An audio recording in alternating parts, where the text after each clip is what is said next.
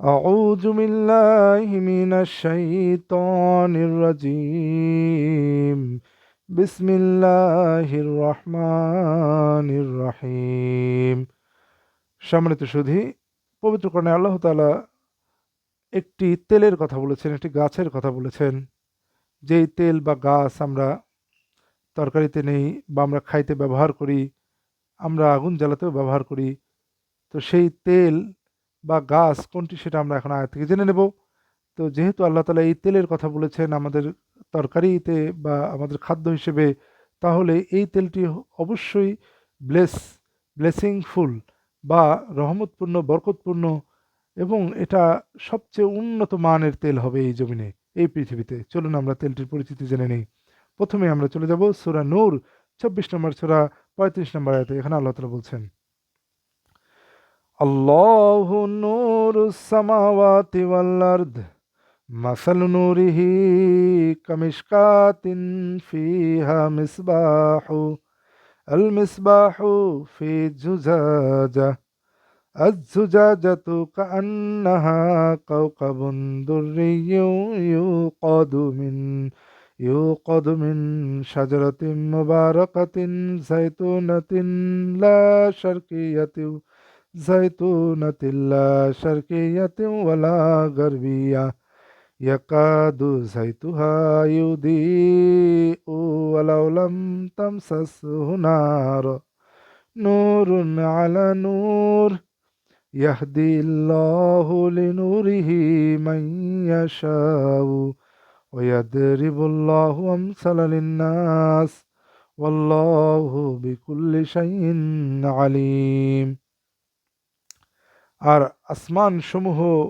আল্লাহ আসমানসমূহ ও জমিনের নূর, তার নূরের উপমা একটি তাকের মতো। তাতে রয়েছে একটি প্রদীপ, প্রদীপটি রয়েছে একটি চিমনির মধ্যে, চিমনিটি উজ্জ্বল তারকার মতোই। প্রদীপটি বরকতময় জৈতুন গাছের তেল দ্বারা জ্বালানো হয়, যা পূর্ব দিকেরও নয় এবং পশ্চিম দিকেরও নয়। এর তেল যেন আলোর বিকিরণ করে, যদিও তাতে আগুন স্পর্শ না করে। নূরের উপর নূর, আল্লাহ যাকে ইচ্ছা হেদায়েত করেন তার নূরের দিকে। আর আল্লাহ মানুষের জন্য উপমাসমূহ উপস্থাপন করেন। আর আল্লাহ প্রতিটি বস্তুর সম্পর্কে সম্যজ্ঞাত। তাহলে এখানে আল্লাহ তাআলা বলছেন, যে জায়গাটার দিকে আমি আপনাদেরকে ইঙ্গিত করতে চাচ্ছি সেটি হচ্ছে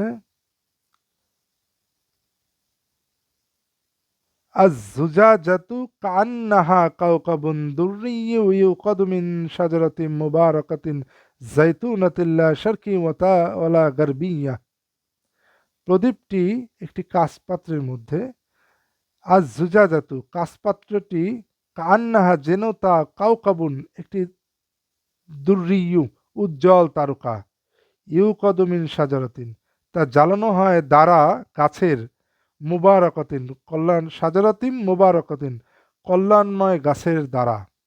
তো গাছের দ্বারা বলতে আমরা এখানে তেল সরাসরি বলা হয়নি, কিন্তু কল্যাণময় গাছের দ্বারা জ্বালানো হয়। তাহলে সেই গাছটার জাইতুন, কল্যাণময় জাইতুন গাছের দ্বারা জ্বালানো হয়। তাহলে জাইতুন গাছ থেকে আমরা যেটা পাই সেটা আসলে জাইতুন তেল পাই। তাহলে এখানে সরাসরি আল্লাহ তাআলা বললেন জাইতুন গাছের, কল্যাণময় জাইতুন গাছের দ্বারা জ্বালানো হয়। তাহলে জাইতুন গাছের দ্বারা বলতে জাইতুন গাছের তেল বোঝানো হয়েছে। লা শারকিয়াতে ওয়ালা গারবিয়া, যেটা পূর্বেরও নয় পশ্চিমেরও নয়। তাহলে আমরা এখানে একটি তেলের কথা পেলাম, এ, জাইতুন গাছের কথা পেলাম, জাইতুন গাছের তেল, যেটি আল্লাহ তাআলা এখানে বরকতময় বলেছেন। চলুন আমরা আরেকটি আয়াতে যাই। সেখানে আল্লাহ তাআলা বলছেন, সূরা মুমিন ২৩ নম্বর সূরা ২০ নম্বর আয়াতে আল্লাহ তাআলা বলছেন, ওয়া শাজারাতান তাখরুজু মিন তুরি সাইনাআ তামবুতু তামবুতু বিদ্দুহুনি ওয়া সিবগিল লিল আকিলিন। আর এক বৃক্ষ যা সিনাই পাহাড় হতে উদ্গত হয়, যা আহারকারীদের জন্য তেল ও তরকারি উৎপন্ন করে। তাহলে এখানে আল্লাহ তাআলা সরাসরি জৈতুন গাছের কথা বলেন নাই, কিন্তু বলেছেন এক বৃক্ষ। ওয়া শাজারাতান তাখরুজু মিন তুরি সাইনা, একটি বৃক্ষ যা বের হয় তুর পর্বত হতে। তাম্বুতু মিন দুহুনি, উৎপন্ন হয় তুর, যেটা উৎপন্ন করে তেল, ওয়াসিব গিল্লিল আকিলিন, এবং খাদ্য গ্রহণকারীদের জন্য তরকারি বা খাদ্য। তাহলে তেল ও খাদ্য হিসেবে আমরা ব্যবহার করে থাকি অলিভ, তাহলে আমরা এটা ধরে নিতে পারি যেটা অলিভ হওয়ার সম্ভাবনাই অধিক যুক্তিযুক্ত। তাহলে পূর্বের রাতে আমরা পেয়ে গেলাম যে সেটি হচ্ছে জৈতুন গাছের তেল। আর এখানে আমরা জৈতুন উল্লেখ না পেলেও আমরা মোটামুটি এটা ধরে নিতে পারি, যেহেতু খাদ্য এবং তেল দুটি আল্লাহ তাআলা বলেছেন, আমরা অলিভকে খাই, আবার তরকারিতে ব্যবহার করি, আবার তেলকেও তরকারিতে ব্যবহার করি। তাহলে আমরা এটা ধরে নিতে পারি অলিভ অয়েল বা অলিভ ইটসেলফ নিজে থেকে অলিভ ফল। সুতরাং আমরা সবচেয়ে উত্তম একটি তেল পেয়ে গেলাম এই পৃথিবীতে আমাদের ব্যবহারের জন্য, খাওয়ার জন্য, তরকারি হিসেবে ব্যবহারের জন্য, সেটা হচ্ছে জৈতুন বা অলিভ। আশা করি আপনারা বুঝতে পেরেছেন।